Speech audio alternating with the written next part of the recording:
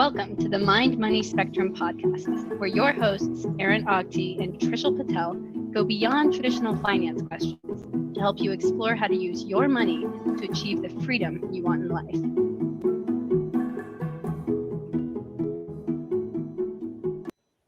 Hi, my name is Aaron Ogti. I'm a financial advisor in the Bay Area, and I'm here with Trishul Patel, a wealth manager on the East Coast.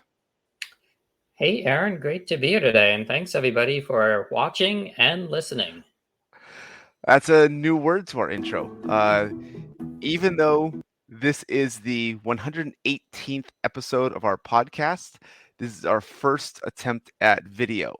So we're going to hope that you are patient with us and forgive us for the amazing conversation you're about to participate or listen in on, but the really poor video version of it. So before we get to our topic, do you want to add anything about our transition from podcast only and audio only to video? It's hard to say how this is going to go, Aaron. So this is very much an experiment in real time. We're using some sort of program here that's meant to do this live. So we are live. And again, we'll see how this goes, but I'm quite excited. That's a great point. I actually love the idea. Like, we've talked about these little experiments. Like, you don't need to get everything right. You don't need to be absolutely perfect, but like that, let's experiment. Let's iterate. Let's try again next time. So one of the things, I have an alarm set for when we normally record. I have to now add putting on a sweater or a nicer shirt to my process. So, but again, we're trying to live the way we recommend and we discuss through our conversations. So this is an experiment. We'll see how it goes. All right, let's kick it off.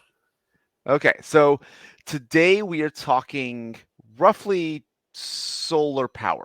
We're trying to get into kind of the economics of kind of putting solar panels on a roof. We'll get to a little bit of like solar or electric vehicles.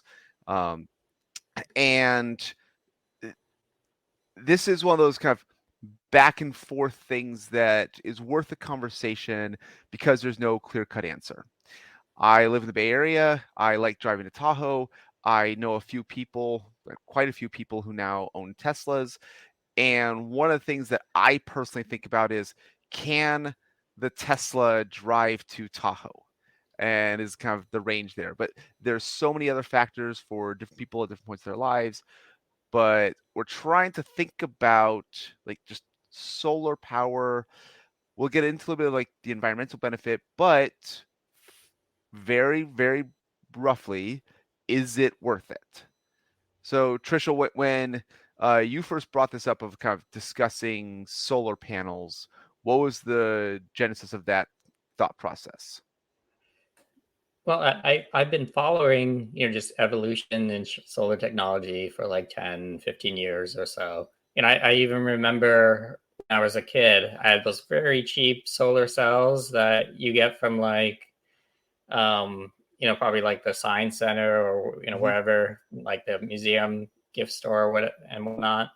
And what it could really do is if you hooked it up to like a light bulb, you could probably get a glimpse of, the filament glowing a bit, very small, 1/10 of a watt light bulb, and you put it in very strong sun and maybe something happens, right? But so I like that, like in retrospect, as I think about it, is a great example of how it's generating electricity, but you need like the solar light to power the light bulb. Like, yeah, like in retrospect, it's like, that's not the best use of that, like 1/10 of a watt. I'm sure it was incredibly inefficient, but for a kid, it does kind of open up the imagination a bit on what's possible. Yeah. And of course, there's been huge evolutions in solar, similar to what we've kind of seen with like the microprocessor and costs like that. Mm-hmm. I pulled up an article that I saw not too long ago, and it kind of mirrors the story of what we've seen in just renewable technology pricing over the last decade or two. And what the title of the article, a little clickbaity, but it says, but it's likely true. Solar is now the cheapest electricity in history. Meaning just according to the IEA, the International Energy Agency, solar has kind of come to the point where in scale, it can be rolled out more efficiently and for lower long-term costs than other forms of energy. So it's one of those things where, okay, wow, we've got to this tipping point. And then once you kind of pass that tipping point, it's quite likely the point of no return. The way I kind of like to think of it myself is when you're using like standard older technologies, like you think about like an internal combustion engine, there's only so much you can kind of squeeze out of an engine that still relies on like gasoline. You could maybe go from, like 20 miles per gallon to like 30, maybe 40, but you're hitting improvements of maybe 20, 30%, 50%, maybe 100% improvement. But, when you talk about solar and now you're moving to something that's, previously analog to more digital, you kind of think about the progress we've made in the digital sphere with like electronics. We're talking exponential growth, the doubling of transistors every 18 months with Moore's law and things like that. Oh, interesting. It opens up, I think, a new paradigm. So what we've literally seen with solar is, for example, in the last 10 years, believe it or not, the price of solar has dropped about 90%. Okay. So that means not a factor of, halving, or basically it's something that used to cost $100 costs $10, right? Something that used to cost $1,000 only costs $100. And it's likely to be true that those types of accelerations and improvements can continue for a good amount of time forward as we learn to scale this up. Things that are going to help it is these other side technologies that are helping solar forward, battery technology and being able to store this. And of course, just other renewables are also doing their part in addition to just pure solar themselves. And then finally, we've seen solar as big projects, but we've also seen solar as more individual home projects. And I think, just like a solution that will require many different sources to kind of fill in the whole energy pie, I think solar can, in its many manifestations, make that up and help quite a bit. So I still get certain notifications from UCLA. I like following things that UCLA is doing, and I'll get notifications on sports teams, notification about science departments. So every now and then I get like these really cool projects that they're working on where they have made more or less a window glass that can generate energy from solar power. That is able to see through like you could a normal window, and on the exterior you have some kind of solar power that isn't blocking the view. And the dream is a few years down the road, like the sides of all the skyscrapers in all these downtowns could be just huge solar panels that are enough to power at the very least its own building. But you have enough of these that even could be in excess, because you're thinking like just the amount of surface area that is exposed to the sun that could generate that much more power. Another project I've seen is that they're working on printable solar cells. And I don't know if that's like a 3D printer. I don't know if it's like you can use just the regular HP office jet that I have sitting behind me, or you need a specialized printer. But they do like anyone could make their own solar cell or solar panel, and again makes it a little more accessible. So these are kind of two projects I was really interested in, but I think those are still a little farther away in terms of adoption. I think our conversation today is more like you can put a solar panel on your roof right now. And it's like you said, it's one of the different ways of, it's not the city or the state or the national government paying for that. It's, there might be some tax rebates. We'll get into that. It's not the developer building a new building using these new technologies. It's just how many people will pay a few $1,000s to put solar panels on their roof. And that's kind of I think that's the where we're at right now in terms of the adoption of the technology. Would you say that's a kind of a fair assessment?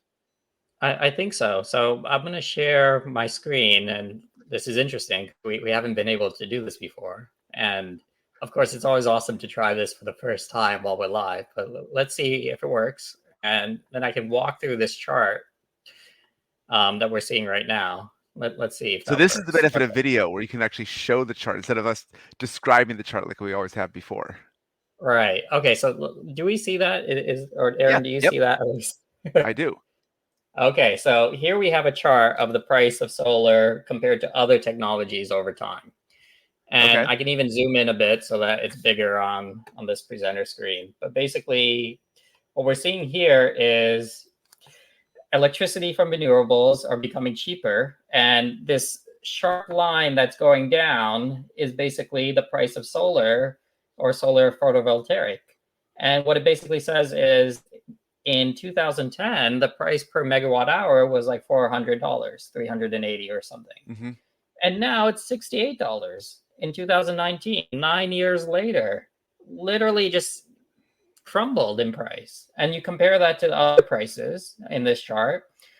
Again, you have coal, which again, there's only so much you can make to improve the efficiency of coal. It used to be $111 dollars per megawatt hour, and now it's 109. Okay, great, but how long until that reaches $68 of solar, right? And at that point, why would anybody ever build a coal plant ever again if you could get solar for half the price? And then on 10 years from now, imagine if solar drops another order of magnitude lower. It's pretty much the point where, again, the point of no return. You even see nuclear energy here, and apparently the price of nuclear per megawatt hour has increased by over 50% in that same time period. And it just kind of makes you wonder, okay, well, does that even make sense anymore? I wonder if there's either regulatory or storage issues there, because the fact that I can't imagine the technology has gotten worse. I'm going to make sure to read this article later. Right. So, the footnote here is, well, there's really no learning rate. There's no extra things we're learning about nuclear to make it more efficient. Okay. And the same thing with coal. But clearly, we're doing a good job learning about how to become more efficient with offshore wind, onshore wind, solar. By the way, the leader here is onshore wind. Currently, it's $53 per megawatt hour. But at the same time, all of these renewable choices, there's a downward slope on the price that's pretty significant. And I think that chart, especially when it comes to solar, it does remind me of that Moore's law, that computing process in terms of how much better it's getting, how quickly it's getting so much better. That is looking at like cost per. It's like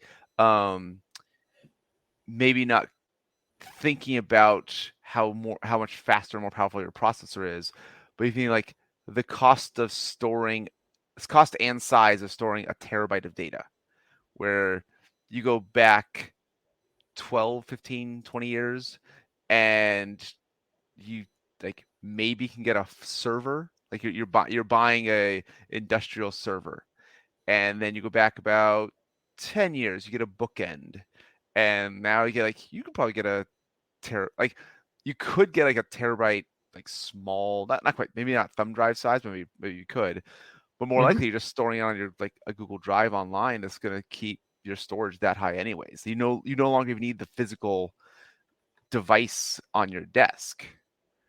And so both cost and ease of storage, that's a direct way to think about how much cheaper and more efficient it's get. And solar looks exactly the same in that downward trend. Yeah. And again, I don't see it slowing down because, like you said, at some point you can start throwing solar all over the place because the marginal cost is so cheap. It's one of those things where, I even remember one of these episodes we did a couple years ago where I had mentioned, I really feel the price of energy is going to drop to almost nothing. Yeah. Similar to how we've seen with the price of information. It's nothing now, right? You can get anything you want online for almost free. And if we see similar trends with computing power and access to other types of resources, I don't see why the same can't happen for energy. Yeah. So as you kind of, again, you had your little solar powered light bulb, which again was like the weirdest use of solar power because you have to be already out in the light. But what was the next thing that kind of you were thinking about as this was coming up?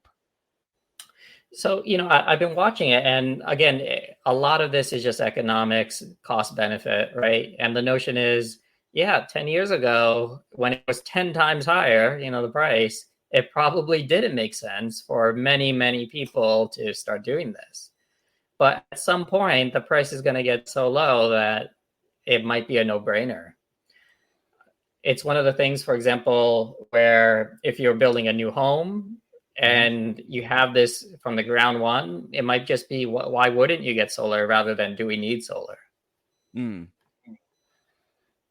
Okay, so maybe when you first saw that chart, did you feel like, oh, that makes sense? Or did you feel kind of some shock of like, oh, that's so much better than I thought it was? Oh, it was shock because about, call it 5 years ago in 2017, I started looking into solar for real, for my home where I'm in right now.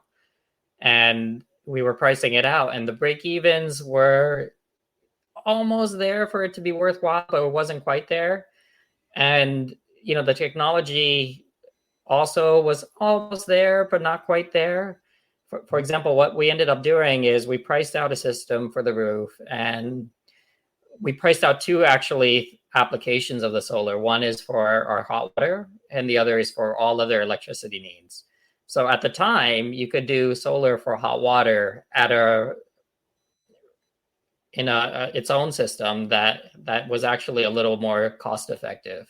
And the idea there is you're just having pipes that pull the hot water onto the roof, and then they go through pipes on the hot roof, and they actually heat up very hot. I mean, we have very hot water all 24/7, 365. And the idea there is that's what keeps your hot water heater going. And for many people, that is actually a big source of their electricity needs. For us at the time, I think we calculated it was like about 30 to 40% of our electricity needs. Okay, so in that case, solar power is not what we think of in terms of solar light converting to electricity and electricity heating your water. It really is just kind of some kind of amplification of the normal light. Like if you do a magnifying glass on a spot in the sidewalk, you can kind of burn a leaf kind of thing. So it's like it's just taking the energy itself that it's already doing, amplifying it enough to be able to heat the water directly, and then it stores it efficiently enough that when you're ready to take a shower in the middle of the night, you still have hot water. Yeah.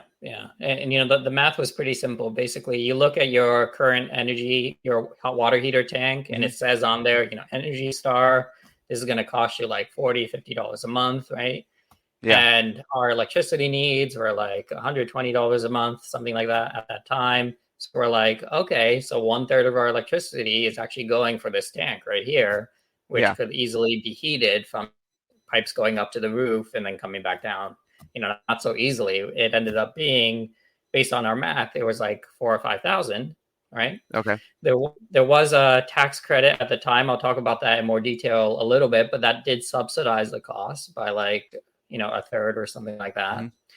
And then I remember I used like a credit card sign-up bonus or something, and that basically saved another like $500. And at that point, okay, it was like $3,000, and I calculated a break even, $40 a month times 12 months. How long do you break even on 3,000? I'm like, okay, this makes sense. We got to a number where now we're close to it passing the break-even point, meaning once we pass that point, every month after that, we'll have free water until that system expends its useful life. Yeah. We're actually we're kind of in the process of having our roof redone and adding solar.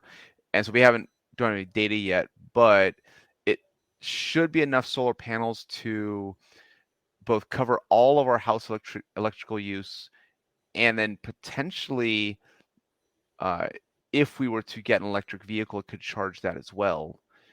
And I think the cost is somewhere in the $8,000 to $15,000 range. I'm not 100% sure about that, but it's one of those kind of, okay, what's our electric use per month? How many months or how many years is it going to take to break even? Are we living there long? Okay, yeah, let's do this. It's worth the cost, and it is still considered kind of a long-term investment. Like you have a significant cash outlay, and it's going to save a little bit per month over a while. And so kind of, I can see for some people that the cash outlay may still not be worth it. This is kind of where tax rebates can come into play, and that they can help out with that. But there's enough other things in just life in general that even though I can say, oh yes, this will pay off in 5 years, you should do this, enough people have different scenarios where, you know what, I have a better use of that cash in my life. And so that's why it still feels like we're at that stage where that break-even analysis, that cost-benefit analysis is still necessary. It's not a just slam dunk, everyone should do it, but we are getting really close. Because when we were getting the quotes, I was surprised that the solar panels that are putting on our roof were going to provide significant excess over our current usage. I think that was one of the things that I did not realize the solar power had gotten that efficient. Just having a family of 5, we have a 5-bedroom house. It's I expected like, oh, it'll help out a decent amount and it'll kind of lower electric costs a little bit, but to see that, oh no, it's going to completely eliminate our electric bill plus likely take care of any future use, that was pretty impressive. Yeah, and it is in that zone of where if you got to do the math a bit. And what I also started to realize, for example, is, with the cost benefit analysis, you can also do something like IRR calculation, meaning you think about this as an investment. And you can understand, okay, what rate of return am I getting on this investment? You can do the math. And the interesting thing is, with solar these days, you can get IRRs in the teens. Yeah. And for many businesses, if they could do that, they do that all day long, right? Because it's the point of making business sense if you do the math. And for many people, they're not in a business, right? So it is a bit of a different story. But there are also other nuances to consider depending on your specific situation. I say that because we also ended up pricing out solar recently for our current home here. And we ran into a couple of things that made sense and a couple of things that actually didn't make sense. So to start with the things that make sense, we did actually the break-even analysis. In fact, you could get this a lot more easily done. There's vendors out there and third-party marketers that consolidate quotes, right? Similar to how you can now shop around for quotes for insurance or mortgages, right? And credit cards, or you use something similar for solar. And the company I ended up going with, it's called Energy Sage. There might be others. I don't even know if this is one of the bigger or better ones. But they got me 2 quotes from 2 competitors in the area. And I can show some numbers that they kind of provided to me. Again, we're going to do this screen sharing thing in real time. Let's see if that works. All right. Okay. So these are 2 quotes that I got, and the first quote, it ended up coming at $2.6 per watt. So basically, you take the total wattage of the system. Most household systems need something like 10,000 watts or something. And then you take the cost and you divide the 2. A few things to keep in mind is, first, we're going to look at the net investment. That's the amount you got to outlay today, right? Okay. but then you take out any credits. You reduce that amount Yeah. by any credits you could potentially get. Yeah. And now we talk about the credits. So the credits are actually about 30% now. So this is from energy.gov, the government website. And they've been changing the cutoffs and things like that. But one thing to note is over the summer, they launched a new energy bill or a new renewable bill. This went through the news. It was one of the most significant bills to kind of target climate change in our nation's history. And one of the things that it did is it helped lock in these solar credits and expanded upon them. So one of the big things is it used to be 26% tax credit, and now it's going to be 30% through 2033, meaning literally 1/3 of the price of this system will be chopped off and funded by the government, essentially. Yeah. Yep. So, you take that into account in the break-even analysis. Let me pull that back. One moment here. I'm going to have to do more consolidation of tabs before we get this going next time. But essentially, what we have here is the break-even analysis. Let me remove this. That third tab was my quotes. Oh, you knew it, Aaron. I should have solicited my co-host. Okay, so the $16,000 of net investment after you compensate for the credit, and then you figure out the break even. For this particular quote, it's about 12 years, meaning after that point, the system will basically be giving me energy that has already been paid for every year that it works after that. Yep.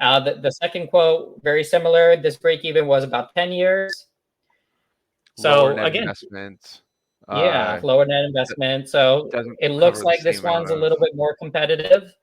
What I found out is the difference in price came down to the different solar cells. So the top one was a bit higher because they were using more premium Panasonic cells, whereas the lower one were using less premium cells. But overall, just good quality, and they're warranted for about 25 to 30 years. So there's at least half of that life where this is kind of free, air quotes.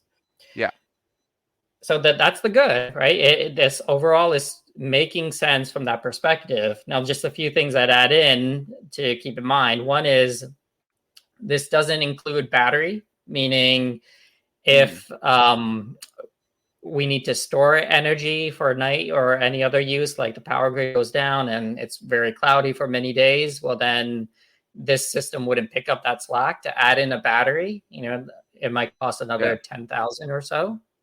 I think that was a big part of our analysis.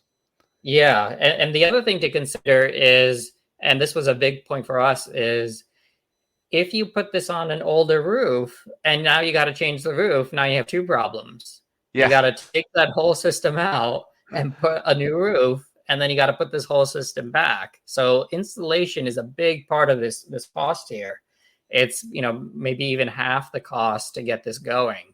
And to imagine to do that and then have to redo it, well, now that's certainly going to affect your break-even numbers. I say this because, for example, in our home, this is a 2004 home. We're talking about a roof that's 18 years. Roofs generally last about 25 to 30 years.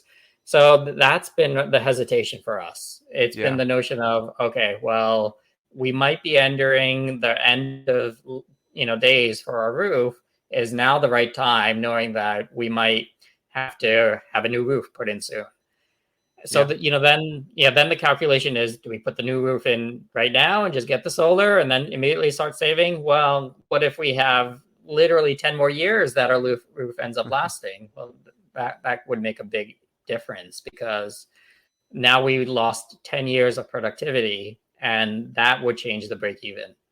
I would say one more thing on this. So 10 years lost on the roof may not sound like a big deal, but let's say we waited like 5 years, we put the new roof on, and then we put a solar system on. Well, guess what? When you put a solar system on the roof, it voids the warranty on the roof. So that's just another kind of catch-22 to think about. So we actually came up from the opposite direction. We had to get a new roof Anyways, our house was built in the early 80s, and the roof has never been changed. So we're getting as close to like a 40-year roof. We're getting 40 years out of a 30-year roof. And we knew this when we bought the house, and like this cost was coming up. And so we chose a company that was going to do the new roof and the solar along with it. And so they're kind of in the middle of the construction project. They've completed the roof part. They still need to add the solar. They have to redo the electrical box.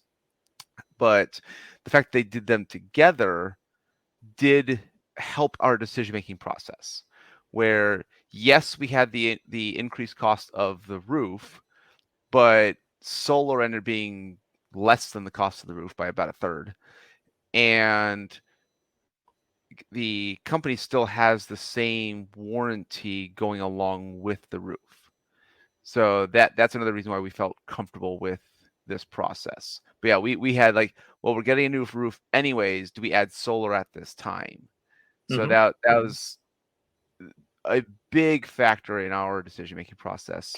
And I can see how, yeah, you don't want to redo the roof early if you don't need to. Like we really stretched this out. But I think you might be able to keep that warranty if you do them at the same time, especially by the same company. Yeah, that's kind of it. The contractor that does the roof has to be involved in that process. I think, for example, we had our roof. We had, there was a hurricane that passed through Florida a couple of weeks ago. We got very lucky here. All it did for us is it blew off some of the shingles on our roof, the tiles, right? Yeah. So we had somebody come up, and I mentioned the solar, and the feedback from the contractors that I spoke with were, you don't want solar because X, Y, and Z. But clearly, this was a contractor that doesn't do solar in addition to roofs. that comes up all the time. Like, what's the incentive of the person that you're talking to? So, so are you getting solar anytime soon? Do you think you're waiting for the 5 to 10 years till the roof's ready? Yeah, it's the whole roof ready situation that's giving us pause, frankly. The other thing he did mention is a lot of people, their average amount of time they stay in a home is 7 to 10 years. Well, that's near that break even. So they might not actualize, that positive ROI. It could help the home price, but it may not help the home price 7 years from now when people realize, hey, you can get a new solar system for much less than that one you paid for. So it is tricky. Yeah, that's a good point. That similar to the decision of like renting and buying, when clients ask me, hey, we want to live in this area, should we buy a house? The commitment to location, I know I want to be in this place for 5, preferably 7 to 10 years at least, is almost always the more important factor over financial. When it comes to renting versus buying, renting gives you mobility in terms of looking for a new job, looking for a different school district, whereas buying, if you're planning on moving within a few years, tends to not make a lot of financial sense. It takes that kind of longer term commitment of like, I know I want to be in this place, and it falls under that like stereotype and trope that I don't like to associate. But once kids start school, like, oh, I want to keep my kids in this school district, in this school for a long time. So that tends to help most situations, but it's not the only reason. This feels similar, that buying solar panels, paying for solar panels to be installed, does feel like a commitment to location just as much as buying a house. And so it might even make more sense of, if you were to buy a new house, that's when you should put on the solar, depending on, again, warranty of the roof kind of thing. So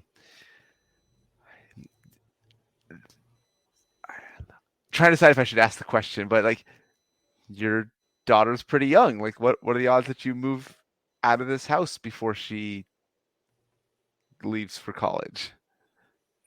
Given our history, I'd say the odds are pretty high. And the reason I also say this is we've moved around so much. Yeah. I did the math since I left home to go to college. I've moved in the past 22 years about 20 times. My dad was in the Navy, and we didn't move around that much. Yeah, it just started. I had to run the numbers because I was like, that can't be true. Like, I really. But that's literally the amount of times where I had to pack up everything I have and move it to a new location and reset up shop. In the last 10 years, we probably moved like 5 or 6 times. Yeah, it's pretty hard to say you'll commit to living there for 7 years. Yeah, that is one thing. Yeah. That broke even on the quotes of 11.8 or 10.3. It's like, I'm not going to make it half to that. Well, it's one of those things where, we're not so tied down, but also I'm getting to the point where I'm getting a little tired of all the moving. It does take a lot of energy. I think each time you do one of these moves, you add in another carload of stuff, I guess. And Yeah. yeah. So now the drag and all the things is starting to feel more impactful. So I'm hoping we'll last a little longer this time. We'll see. Okay. Yeah. So when you think of solar panels on a roof, because we're still at that cost benefit analysis stage where it's not a slam dunk, the tax rebate helps a lot. It actually reminds me of conversations I've had with friends and family and a couple clients about electric vehicles, where in general, cost of electric vehicles are greater than the cost of a comparable gas vehicle. It's hard to do a direct apples to apples comparison because the electric vehicles tend to have a variety of other features that the gas vehicles may not. It's kind of hard to compare a Tesla to an Acura because there's so many other features that the Tesla has. But in general, when we look at that, electric vehicles cost more. There is a savings in gas per year, and it comes down to the same kind of cost benefit analysis. Some studies I've seen, like an electric vehicle might cost on the scale of 10 to 12,000 more. The gas savings might be $800 to $1,000 per year. But again, those are really rough averages. So depending on your situation, your use of the car, it could be more, could be less. And so in terms of just the gas savings, it's usually on the scale of like 6 to 10 years, somewhere on the scale of 120 to 200,000 miles. And so like, whatever you think, like they consider the life of the car 200,000 miles, most studies. And it's not until you start to account for maintenance that it looks like lifetime maintenance on the electric vehicle is a little bit less than on a gas-powered vehicle. That helps bring down that true break-even cost of getting closer to that 6 to 7 year range. But it's still the same idea of, are you willing to spend more on an electric vehicle? You will get gas savings each year, but it takes years to pay off. It's not a slam dunk yet. You start to get a little bit of that convenience factor of, okay, how do we power the electric vehicle at home? And also, if we are out and about, how long does it take to recharge it versus filling up at a gas station? And so when you think of that cost benefit analysis, like, short answer, do you think it's worth it? Or is it still like personal situation and enough other factors that maybe it's worth it for some, but not worth it for others? Right. Yeah. Again, this is unscripted, so we're doing it live. And apropos to what you just mentioned, I had to do the similar analysis not too long ago, like a month or two ago, because my daughter switched daycares and her first daycare was in town and her new daycare is farther. We went from like a 7 mile commute to like 40 mile commute one way. And we started doing the math on having our in-town SUV, which was our primary vehicle. And we realized it's going to cost a lot more just in gas to get her to and from school, especially if we're dropping her, coming back, and then picking her up, driving there and then coming back. That's 4 round trips. So I just quickly opened up the spreadsheet. I'm not going to share the whole thing because it was too much fun for me, but vastly boring for anybody else who wants to see it. But I'll share some tidbits. Basically, with our SUV, we're managing a happy, 14 miles per gallon, right? Okay. And when I did the analysis, gas was like $4.50 over the summer. So literally, it would cost us about $800 to $900 a month in just gas to bring my daughter to school. Yeah, right. So then we're like, okay, my next column was, what if we got a more fuel efficient car? We used to have this little Fiat thing. Have you seen the Fiat Pops with the little convertible thing? That I was maybe. Basically, I'm not a big car guy, so okay. There was this movie, Italian Job, I think. Those were minis. They had mini cars, right? So it looks like a mini, but it's the Fiat version of the mini. Yeah. And they had a little convertible version. But anyway, this was a car before the big SUV. Okay. And it was managing a good 40 miles per gallon, right? Literally almost three times better than the Armada. So if we went back to something like that, we would literally save over $500 a month in this gas, by using something like that. So then, we compared that to a Prius, which is a hybrid that's halfway to where we want to be. And according to those numbers, the savings, this is savings, actual savings from what we would pay, the delta, we would save, instead of $550 a month with the 40 miles per gallon, we'd save about $600 a month. So we realized maybe not that much of a savings going to 40 to 50 miles per gallon. Yep. And then the all-electric version, the comparable, based upon what we saw, was like a Nissan Leaf, right? Mm-hmm. And if you do the math, what I kind of ended up reading is that might add something close to 100 miles per gallon if you kind of average things out. Okay. In which case, the savings goes from $550 with the Fiat to $730 with the Leaf. So you are literally saving a good $180 extra a month going to the Leaf, and you're saving a good $730, from staying with the Armada. So, or the what was SUV. The cost? What was the cost of the Fiat versus the cost of the Leaf? Well, these are all comparable. We could find comparables between the costs of these three. What was the rough cost of those? Oh, they're not much. They're like 10, 15,000, something like that. Okay. So if you can save $7,000 a year, and she's gonna be in daycare for 2 years, and you're spending 15, it's like, that's your break even. Yeah. So we're like 2-year break even. We actually bought the car. We ended up going with a version of the Fiat. Basically, we really wanted the Fiat because it's a manual. We like the manual transmissions. Oh, okay. And, my wife and I both enjoy those types of cars. They're more sporty. Mm-hmm. But they didn't do so well on the what do you call it? The crash test, right? So that's actually why we had switched we sold the Fiat originally and bought the big SUV. So we ended up finding one of the smaller Toyotas, which had like the 5-star, whatever crash rating for its category, but around the same price. And we're saving about $500 to $600 a month just because of that. Okay. Yeah. So the like pure economic perspective, like you also could have chosen a different daycare that was closer. You also could have moved closer to the daycare. Yeah. And like if you did that, you could also get the house with the solar on it. Yeah.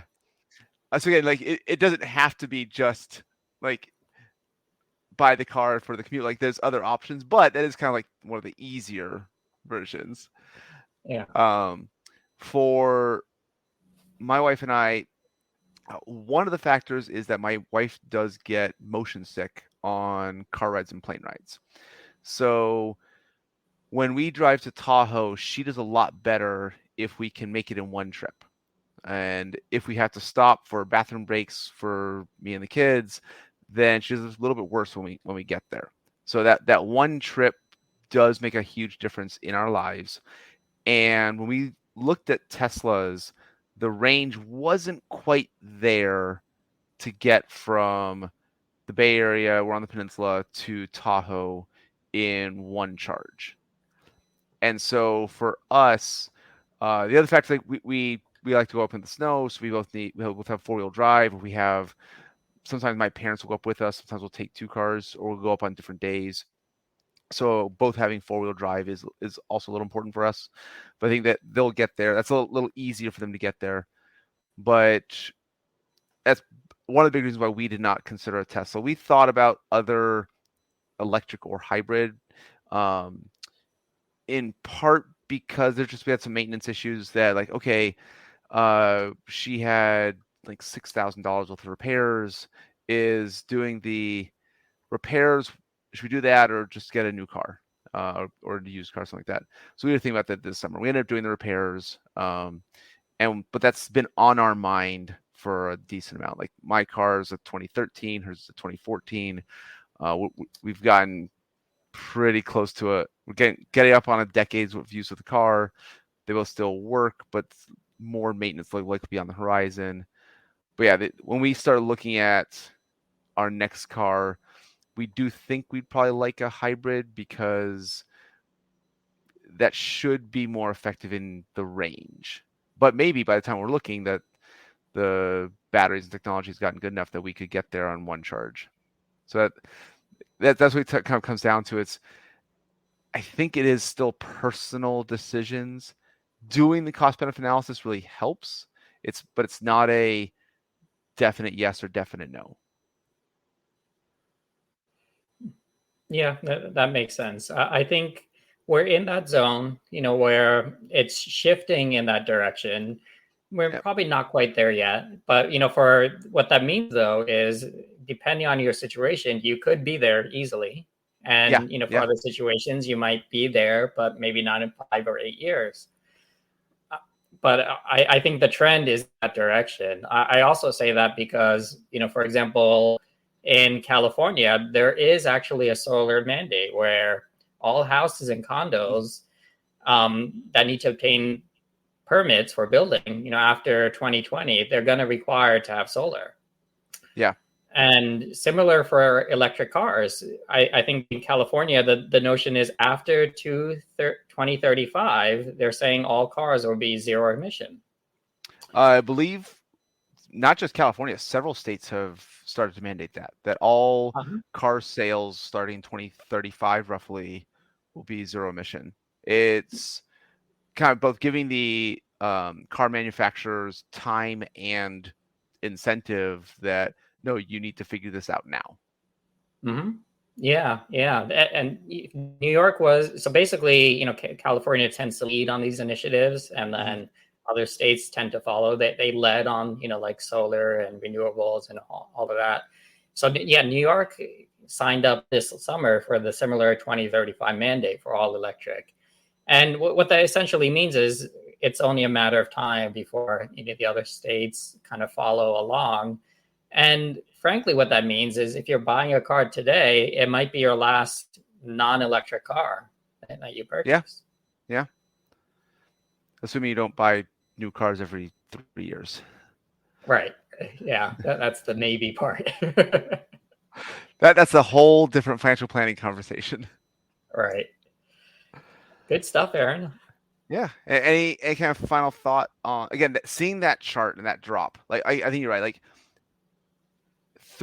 it's hard to think of like my thought process pre-COVID and post-COVID, but I was having these types of conversations, but it's probably been 3 years. I probably was having similar conversations in 2019, and I don't know that my thought process would have changed much over the last 3 years, but seeing that, it's like, no, you have to be aware. Like the things have changed so much so quickly that any kind of that mental thought process when it came to solar or electric vehicles or energy efficiency, if you're thinking like 5 years ago, you're already out of date. Like it's, if you're going to do this, spend the time, just a few minutes, kind of doing that quick break-even analysis.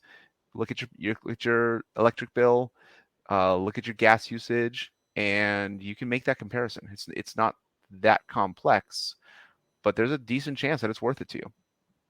Mm-hmm.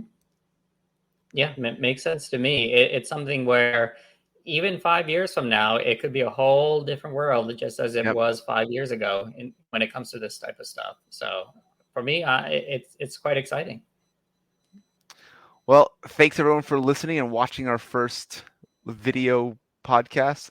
I don't know if what we should call this, because it still feels like a podcast in terms of our conversation, but now we have charts. Yeah. Is there a new name? Is Streamcast a thing? Probably. There's probably some younger person who knows what it's actually called. A live stream. It's probably why StreamYard is called streaming. Right. I'll solicit my daughter. Maybe you can do the same. We'll figure this out. Okay. Well, it's a great conversation today, Trishul. Thank you. Thanks, Aaron. I enjoyed the conversation as well. And again, we're live now. So if you're listening to this or hearing from this, do subscribe and share and like, upvote, and pass this on. Thanks, everybody. Thanks. Bye.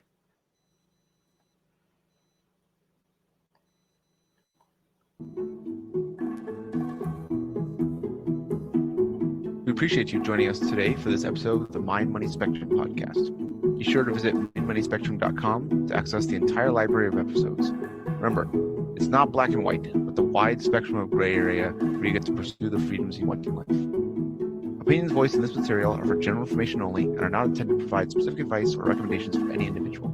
All performance referenced is historical and has no guarantee of future results. All indices are unmanaged and may not be invested directly. Have a nice day.